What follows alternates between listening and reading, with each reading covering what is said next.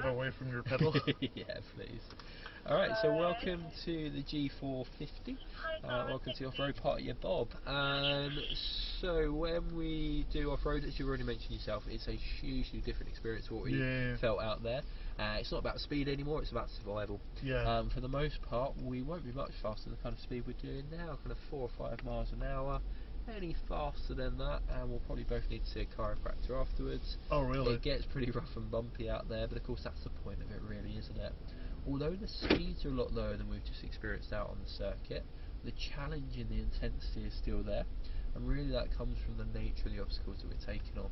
So we're going to be up and down some big steep slopes, over the top of some big chunky rocks, through mud, through water, and so on and so forth. So there's going to be plenty to see and plenty to do, plenty to challenge yourself. Really stupid question though. Do actual G Wagon drivers or owners of G Wagon actually put their cars through this kind of stuff, or is it just for show most of the time? Not really, no. I tend to put it in the same terms that you would like the AMGs. So, you know, you think like the C63 just experience, incredible track car. If you go to a track day like a Brands Hatch or a Goodwood or a Silverstone or something like that, you're not going to see many C63s there, or GTs or anything like that. You're going to see Renault Clios, you're going to see Ford Fiestas, you're going to see Mazda MX-5s. And if you go to an off-road centre, you're not going to see many G Wagons, you're going to see Suzuki Jimnys, you're going to see Toyota Land Cruisers, that kind of stuff.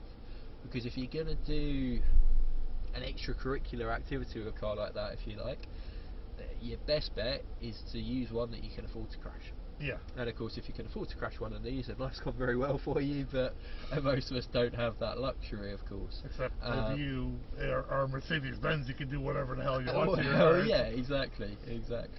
So yes, you wouldn't necessarily see too many of them being used the way that they would like them to. But I'm always of the opinion that, you know what, as long as people are enjoying the cars, it's probably the best we can ask for, really, isn't it? But yeah, for the most part, you'll see them more around London than you would in the forest. But they are built to be at home on the forest. But equally, as you feel right now, it's a nice road car as well. It can do both pretty well. I suppose it depends where you are in the world as well. You know, somewhere like Dubai, for example, you might find that people use them a bit more like the dunes and that kind of stuff. And then maybe people use them over here. Do you guys actually have to have special kind of tires for them when you're... So yeah, so this car is running on Grabber all-terrain freeze from General Tyre. So a sister company to Continental. So yeah, it's still a road legal tyre, but just built with off-roading in mind. So when you hop out, if you look at the tyres, you see it's quite a purposeful design on the blocks in that respect. Right, if we swap over here then. Perfect. I'm gonna have to readjust everything. Yeah, no problem. I'm putting my coat in the back. Yeah, that's absolutely fine. Oh, you don't have the bars that come out by the doors? Sorry, I closed the door by habit.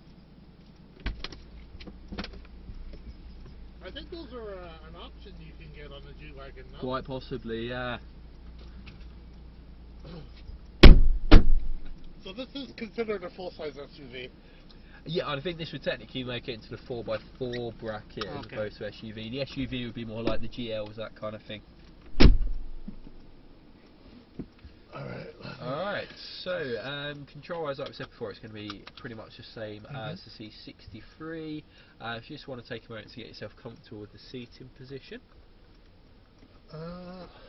Same principle. Yeah, it'll be the same buttons as it was before, you're right. Brakes fine. I'm got a feeling I'm going to need my mirrors a lot on this one. Not too much, to be fair. And we all have other cars out there, but we've also got 12 acres worth of land out there, so it spreads out pretty well. So one thing we'll just get used to before we get moving is the throttle response on this car. Because of course, compared to what we've just done on the circuit, we're going to be using quite a bit less of it. Yes, but this car has 900 Nm of torque, so that's probably what, probably 3 or 4 times your average road car at that point. Similar to the C63, but of course we're trying to keep it a lot slower. So if you look over at the revs just there on the right, you see how it's idling at what, just over 500 RPM, isn't it? Because being a diesel, it revs really low. Try and get that to about 700 RPM for me. Just hold it at that point.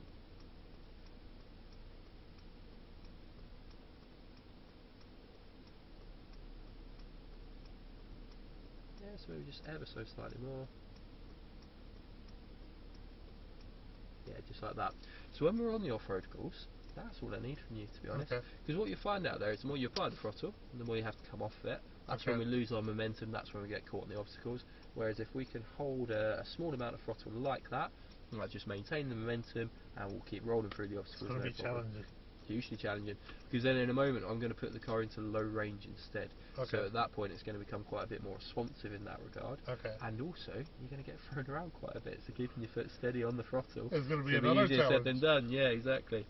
Alright, so if you're feeling comfortable with where you're sat, if you want to pop it into drive the same way you did the C63, and then we'll head up the access road to the right, just there.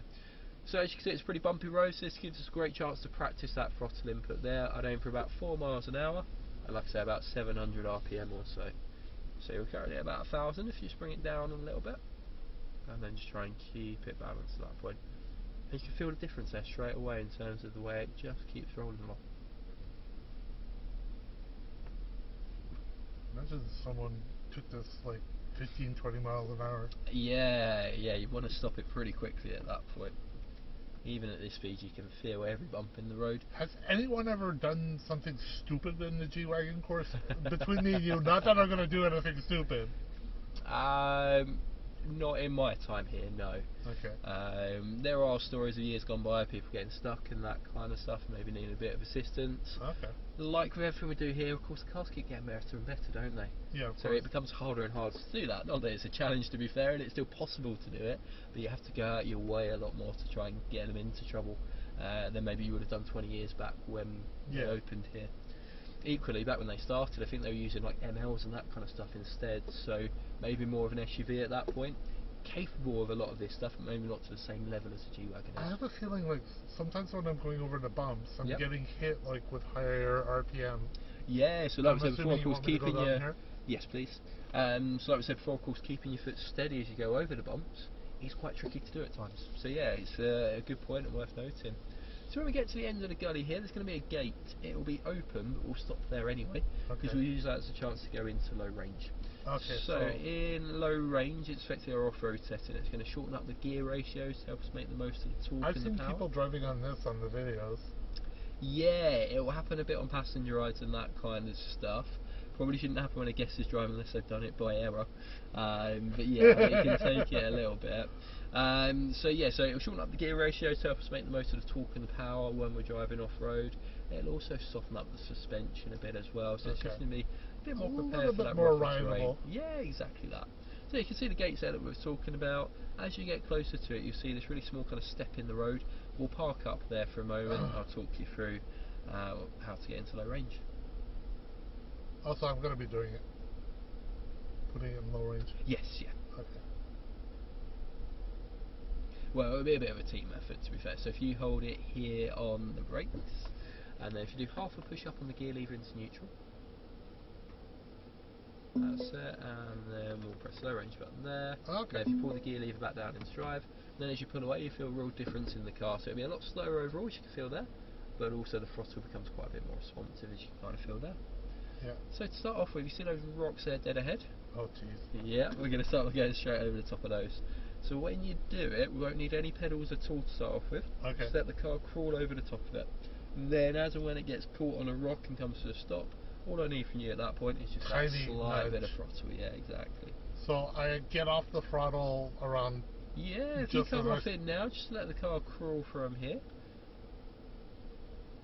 And then just try and keep your thumbs and fingers outside of the wheel there as well. Keep your thumbs out of it as well if you can, because you get a lot of feedback through the wheel. So of course you don't want to get anything caught up in that. It's not the best end to the weekend to break a thumb on the off-road course. Yeah, good point. Oh wow. Yeah. I'm not even touching the throttle. So now we'll need just that slight little bit of throttle. Yeah, you can feel it starting to move now. So then just try and maintain that. Yeah, just like that, that's really nice.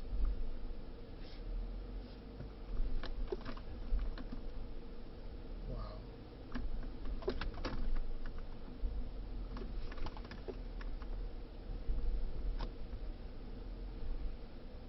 And then we'll go up around the corner here.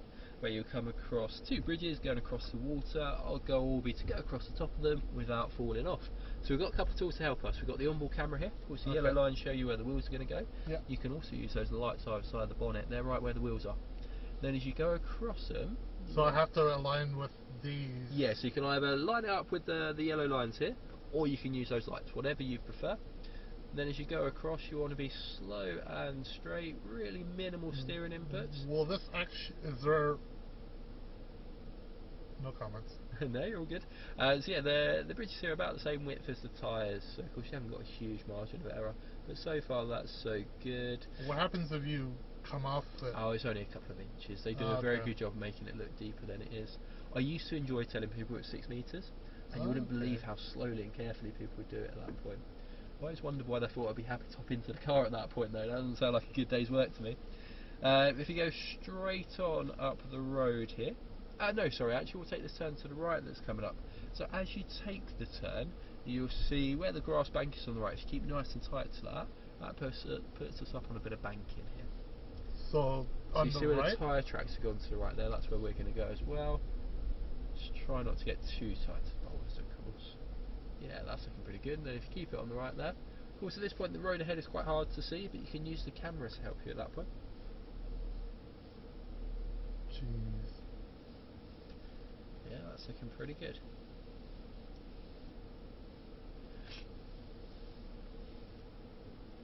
So then from here we'll head down to the left there.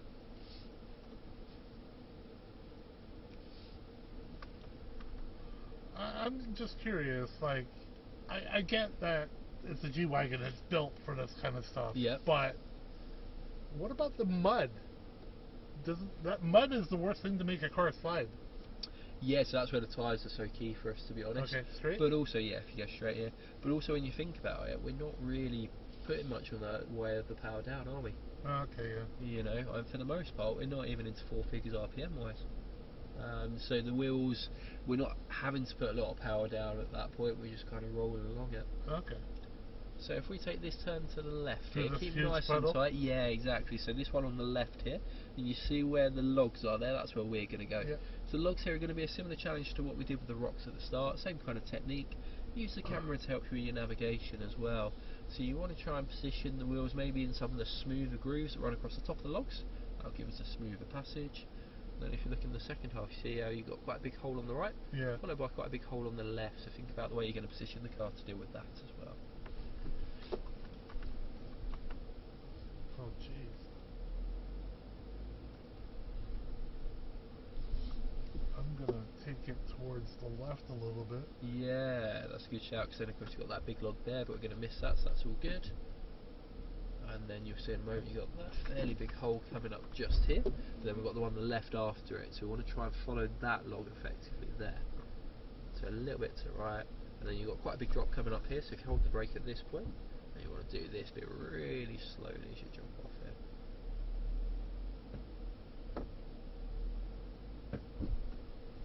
Yeah, that was nice. And then you feel it, maybe drop a bit more on the rear as well. Okay, where am I going? So if we go straight across the road here, God. so through the big bits of water. Me go up that. No, we'll go down it. So if we go through we'll go through the water here and up the road there on the left. That's... Yeah, it's quite something, isn't it? Alright, so we're going to start to take on some of our bigger obstacles now. So once we get up to the V gully that's around the corner and we can see all of it, we'll park up there for a moment. I'll talk you through what we're going to do. Just before we go, where that grey box is? Yeah, around that. Okay. I'm gonna get your Weybridge check.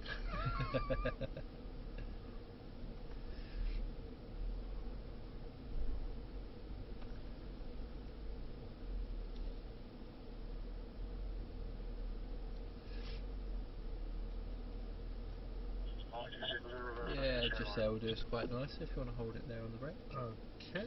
Alright, cool. So we can do up to 35 degrees on our side with one of these. The onboard computer here tracks all of that, so you see where it's saying 1 degrees right now in red. That'll be the bit to watch for at this point. Okay. So what we're going to do here is we're going to use the full width of the road there up to the grass on the left. Then we're going to drop into the banking on the left hand side, and run across the top of it so that you've got all four wheels still on the slope, okay? Okay, so I'd aim for 1 or 2 miles an hour and keep the throttle nice and steady and keep your steering inputs really kind of subtle and really minimal. So you want me to go up here, right? Yeah, so far so good. Then if you drop into the right a little bit more to the right, just so it stays on the banking. A little bit more. Yeah, a little bit more. That's it. Now you can straighten up. If you want to appreciate how steep it is, look out the right hand side there. Fuck me. Sorry. Okay. So yeah, you can see we're at what, 23 degrees just there. Get a little bit to the right here. That's it. And then straighten out the wheel. Jesus Christ. And then we'll go to the left. For what it's worth, that's the best reaction I've had to that all day. So that was very insane for me as well. So if you go to the left, what do you mean? In terms of your reaction to getting to the bank in there and the angle of it. So if you hold it here between the two blue cones. Oh god, this is not a steep hill, is it? No, it's stairs. Oh, so geez. if you hold it here on the brakes. Alright, so if we put the camera on here, because of course when you look out the windscreen, can't see a lot it. really, can we? No. But if I put the camera on, then if you get yourself a bit close to the edge, and then if you hold it here on the brakes for a moment, okay? So you can see there the stairs that we're going to try to drive down. So when you do it, it's quite a big drop, so you want to hold the brake pretty tight on the way down, and then really keep an eye on the camera as well. Because when you look at the windscreen, you kind of feel a need to steer away from these trees. When you look at the camera, you can see how the trees aren't an issue. Okay. But of course, if we keep steering to the left, we'll just fall off the hill on that side, won't we? Okay. So you can kind of see how we need to go a bit to the right, just so we can keep all four wheels on the stairs themselves. Okay. So if you go to the right here, yeah, a little bit more, and just hold the brake a bit tighter. Yeah, don't need to turn to the left, you're okay. A bit more to the right, Finn. That's it. Nice and tight on the brake, a little bit tighter now. Yeah, that's better, you can feel the difference there. Oh yeah. I felt like I slept. Yeah, I might have done a little bit, yeah.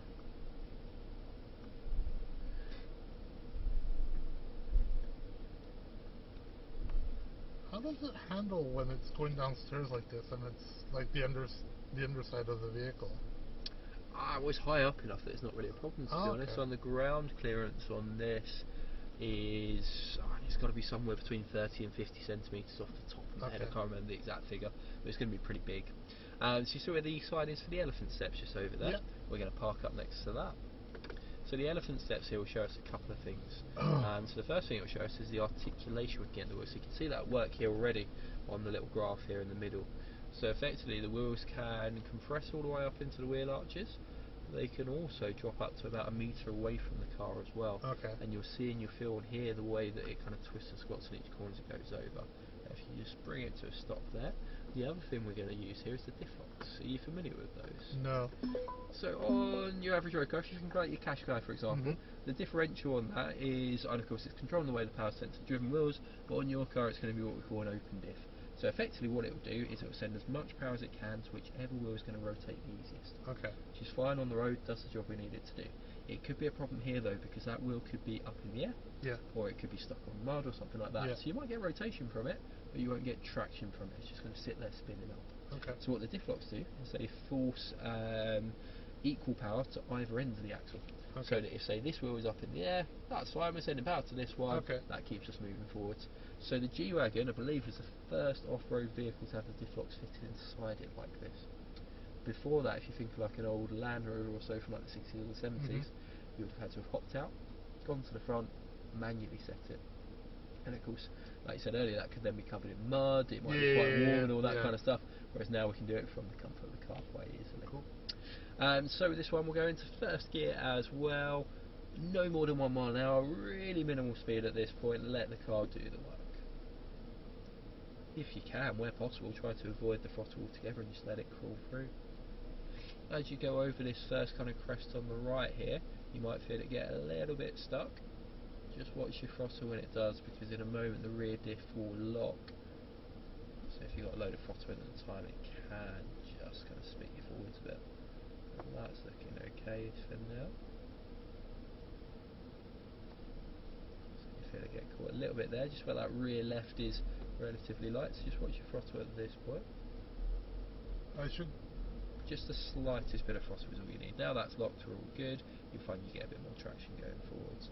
With the wheel, you might find you're getting quite a bit of feedback, but just bear in mind that the car will naturally straighten itself out, so we don't need to take big swings at the wheel. Okay. Yeah, you can see the way the wheel's moving around just there. Oh, jeez. Yeah. That's intriguing.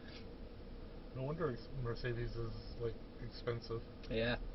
Yeah, it's a lot of money for the car, isn't it? But it's a lot of car for the money as well. True. Which 90% of people wouldn't even use the car for this purpose. Yeah, there is that.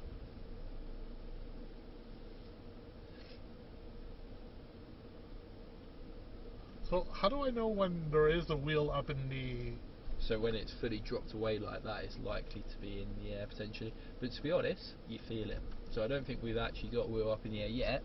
But on the cross axle here to the left, okay, we will do. So I'm going down here. Yes, please. Yeah, we'll go along here on the left. So this will be exactly the same as the elephant step. Same kind of speed, same kind of challenge, same kind of technique as we did there.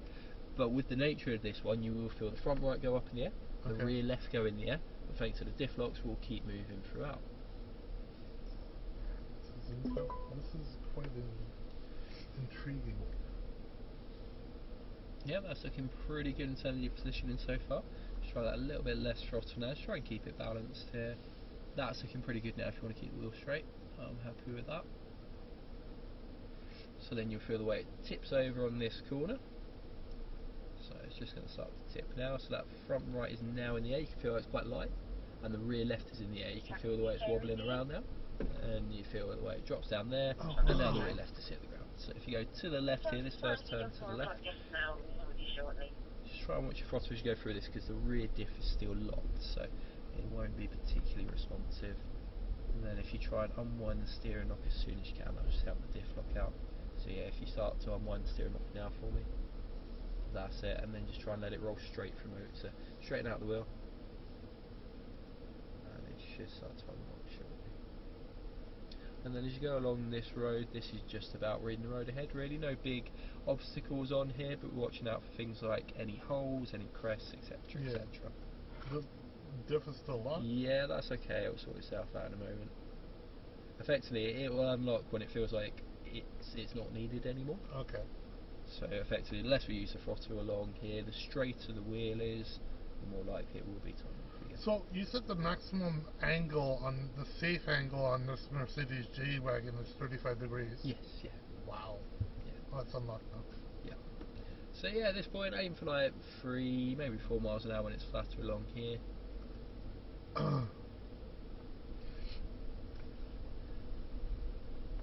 This is quite interesting. I didn't know the capabilities of this car. Yeah, we get a lot of people who don't know the capabilities of it in that respect, you know, because like you said before, it doesn't, unfortunately, it doesn't always get used in that way, does it? Yeah.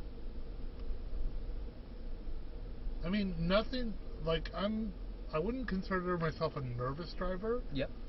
But I do have some, not stress, but some anxieties about doing certain things with cars. Yeah, sure. Head up this one here through the water. You know, it's not like I'm going to put my life at or someone else's life at risk by doing something stupid. But, I mean, some of the things that we've done today is just like... It's out of a comfort zone for most people, isn't it? Yeah. Yeah. I guess you're not making me go down that wall. So we're going to go left and left again here. Ah, damn, I spoke too quickly. So to be fair, that is the same bit we've done already. So we know we can do it. Okay. This time, I'm going to take us on the right-hand side of it instead, which is a little bit steeper than what we did last time. Okay. But now we know the car can do it. It's all good. So yeah, if you go down to the left here again. So so down through this water here on the left. Oh, this is the same path. Yeah, exactly. So this time, like I said, we'll do it on the right hand side. That's a bit steeper than what we experienced last time. Exactly the same way that we did it last time. So position on the right side on the left, but same kind of speed, same kind of balance on the throttle, same kind of steering inputs. And because it's a steeper angle, that's all a lot more relevant than it was last time around because we're asking more of the car and more. So you want me aligned on this side? Yes, please. Yeah. Oh, jeez.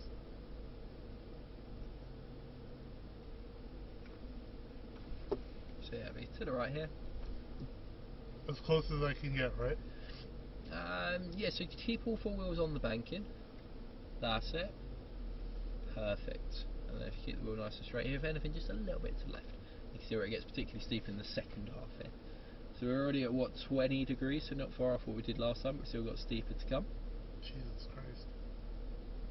So now we're at 23, 24, 25's coming up, just a little less throttle so you can balance it. Might get 26 here in a moment, yeah, might even get 27 to be fair. I don't know if we'll get 28. Yeah, just try and keep that throttle balance, you okay? We did get 28, there you go. Just try and straighten out the wheel a little bit now. The straighter the wheel is, the more it will keep its momentum and its traction. And then just relax what you're doing on the throttle. A bit less of it, held more consistently.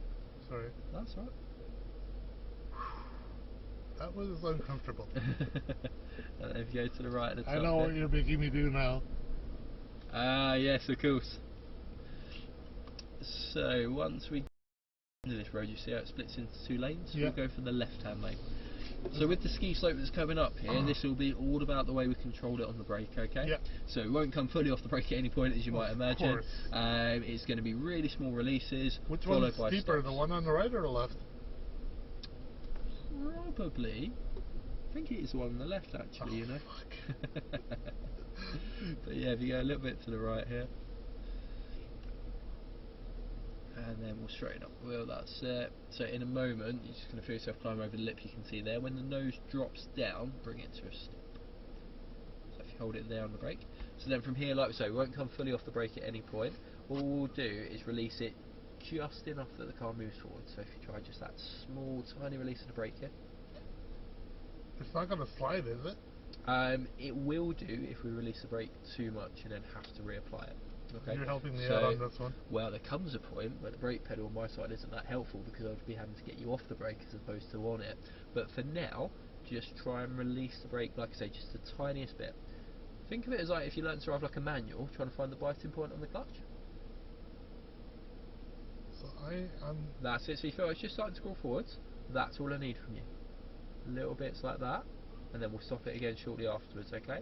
So as you get to the bigger angles, that biting point on the brake will become lower on the pedal itself. So you've got to hold it tighter overall, okay? But then also, the car will accelerate faster, so we've got to stop it sooner as well.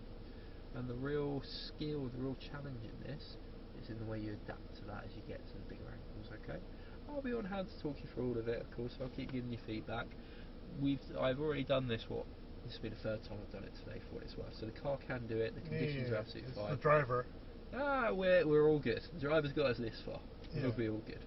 So if you start to release the brake just a little bit. That's it.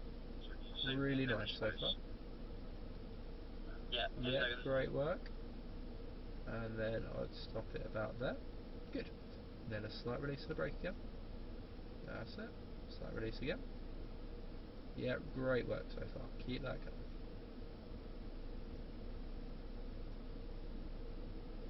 That's it. Hold it tight there. Slight release again. That's it. Just try and keep that steering wheel straight for me. So we're about a 3rd of the way to target now, so we're making good progress. Hold it tight on the brakes there.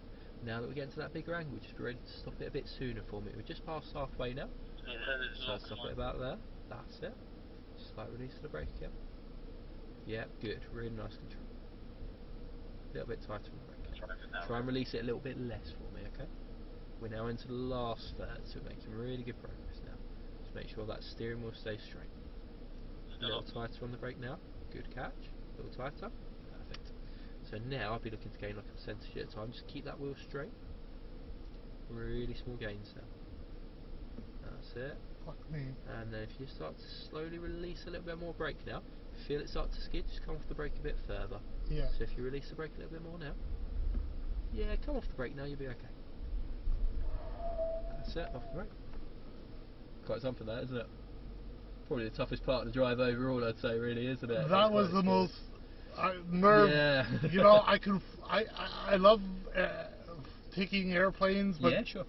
That's actually I was not that I actually did it, but I felt like I was shitting myself. Yeah, sure. What do you want? If we go through the big bit of water here in the middle, please. Yeah, so that was. But you bear in mind, I'm using planes as an example. I believe on a commercial one, the golden rule is to not bank like more than 30 degrees. Yeah. We did 38 there effectively. So it's a big angle at that point, isn't it? Now this water here might be deep enough that you'll see the camera drop below the surface level, just like that. Oh, we can do up to 70 centimetres worth of water with one of these. How deep is this? This will probably be about 40, maybe 50 centimetres in places.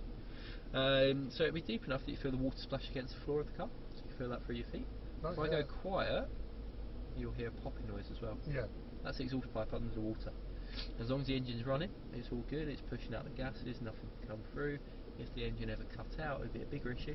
So for that reason, the low range mode we're in now disables the car's auto stop start feature. Okay. So that's less likely to happen. So you see where the hill is to the right there, where the logs are running across it? Yep. That's where we're going to go next. So when we take on the hill there, of course the logs make it hard for us to keep our momentum. Yeah. So that's where the throttle control we talked about before is so relevant at this point. And then of course we've got the camera on there as well, so that as you go over the top, you can see the road ahead on the camera. How come my RPMs are going so high? We're in first gear right now. Oh. So yeah, and you can use the pedal on the right to go up to second if you want. And then it will just idle at that lower rev there, yeah. Yeah, it'll drop down to first gear when it went down the slope. Okay. That was intense. Yeah. Yeah, it's something where once you know the car can do it, then it becomes a lot easier to put the faith in it. But the first time you do it, yeah, it's a big experience. But what about driving up something like that? Is it possible? Yeah, absolutely. So the other side of the slope, we exclusively drive up that. We don't drive down the other side. Okay. So yeah, you know, it's about using the torque there, kind of like we're doing here, to try and keep the throttle steady and balanced at that point, and use the diff locks to help you out as well. What's the? I can't see in front of me. Is there a drop? You just use the camera there, so you can see the road ahead there. So we'll keep going straight down that, and then once we get down to the bottom, is we'll there a drop? left. It's a hill, but I wouldn't say it's a big drop. Oh, okay. If you look to the left here, just on the camera, just down the road. Okay.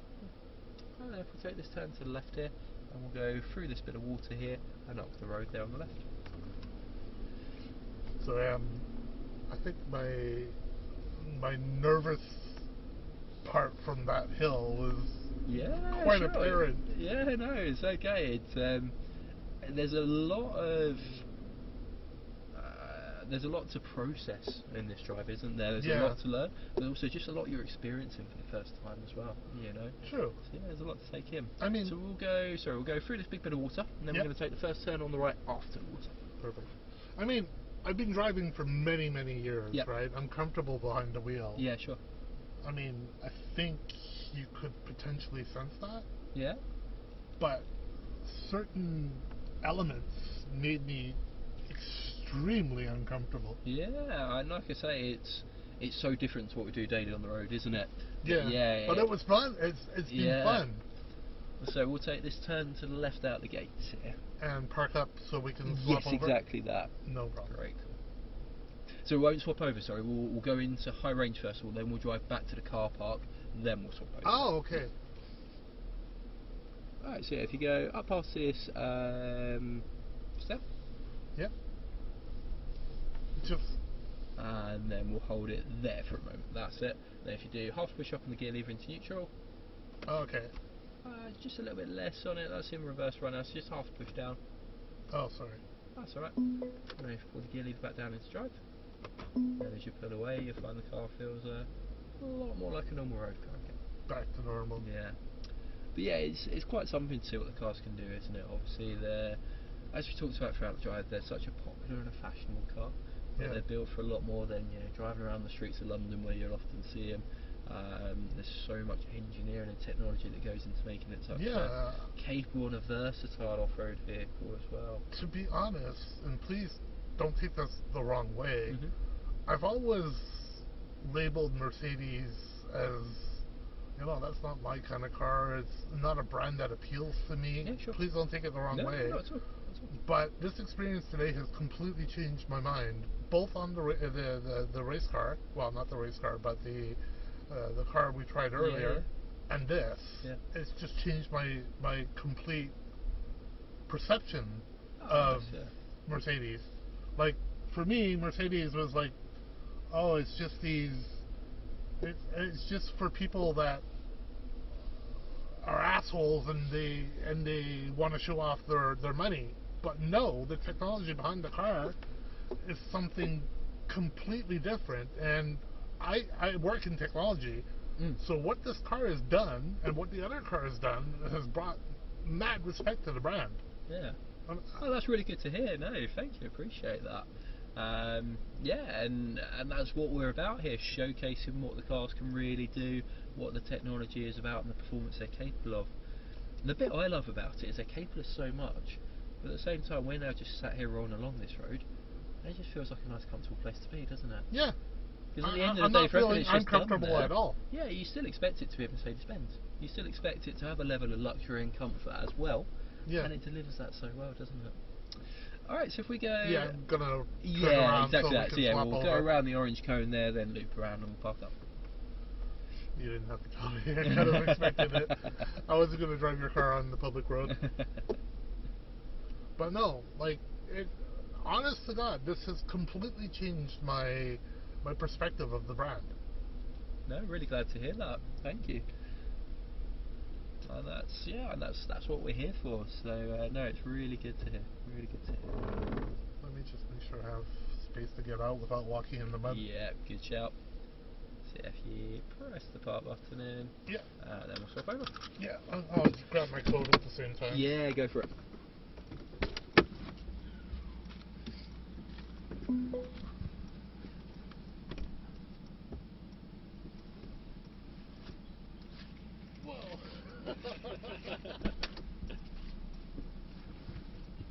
You know, the worst thing is, it didn't get that dirty. No, it stays pretty clean, doesn't it? Yeah. But I didn't realize how high up it was. Yeah.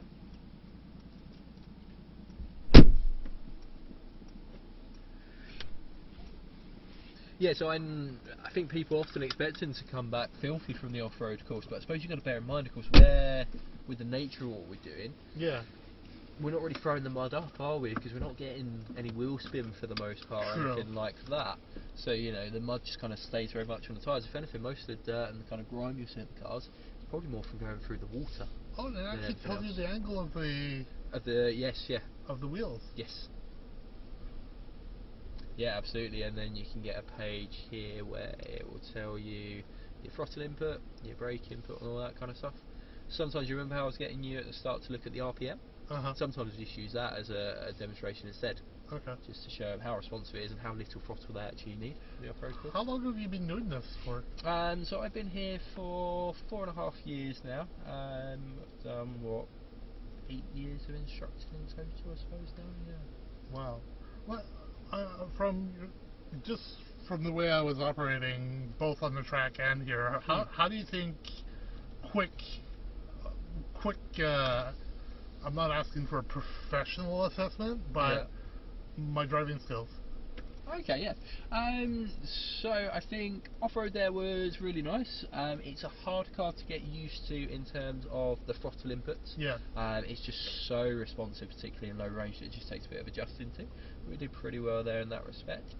Track as well wasn't bad at all. It's just there's a lot to process there in a short amount of time. Yeah. You know. Yeah. Obviously, you think we throw you into a car that's 3 times as powerful as what you're used to on the road at that point.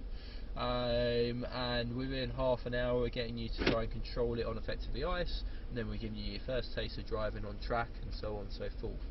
And it's in difficult conditions today as well, to be fair, where it is quite wet and slippery out there. So I think for you it would probably be about just trying to build the foundations to it a little bit more. Okay. So when you're driving on circuit, obviously a lot of people, it's very easy to fall into the mindset of kind of just trying as hard as you can to go as fast as you can. Okay. Which makes sense, to be fair. You're on a track, you're in a fast car, that's the end goal, isn't it? Yeah. But the speed doesn't necessarily come from the effort, it comes from the technique. Safety is the most important goal. Absolutely. But yeah, do you do any kind of sports or hobbies or activities yourself? I like to... I love nature, so I like walking around and things like that. Yeah, and, sure. I have some issues health issues that prevent me from doing certain things that utilize my knees a lot. Okay, yeah. But other than that, I like keeping busy. Okay, cool. So I suppose just to help me make the point I was going with there. So my last guest, he was a tennis player. Okay. So I kind of said to him at one point, well, you know, like, tell me if I'm wrong because I don't really play tennis, but I'd imagine when you're trying to win a game of tennis, you're not going to do it by trying harder. You know, you're not going to do it by just smacking the ball harder. You're going to focus on technique, where you're trying to place the ball to get the other guy running more than you are. Yeah. You're going to think about where you're placing yourself on the court as well to make it as efficient as possible. Of course. And effectively, that's what we're trying to do on the circuit as well. It's not about us just trying really hard to commit to the speed. It's about us breaking the right way to set the tone for the corner, so smooth but firm like we worked on there. Yeah. It's about the way you steer for it, because if you can steer smoother, then it becomes easier to roll that corner speed through. And then the same on the throttle as well, because on the throttle, if we start to get aggressive with the power, the thing is, a lot of people when they think of circuit think of driving on the limit. Okay. And the thing with the limit is, I think people underestimate that actually does more damage than good. Well, but we can generate our own limits. Okay. So, you know, if as we experience out on the circuit, right, if we went mid-corner and stabbed on the throttle, we exceeded the limit, didn't we? Yeah. That wasn't the absolute limit of what the car could do. The car could go faster if we asked it to do a bit less mid-corner. Okay. So I think, you know, especially after only having half an hour on the track, a lot of it is just about taking more time to build those foundations. It's something where if you went back out and did it again, you'd be a lot richer for the experience you've had today. You'd know what to expect from it a bit more, you'd know what to look for. It'd be easier to process the information from there. So, like I say, like with anything, it's really just about building the foundations. And the more you build upon it, the easier it gets from there. This was the interesting one. Yeah. I absolutely appreciated this 100%. It's like the experience.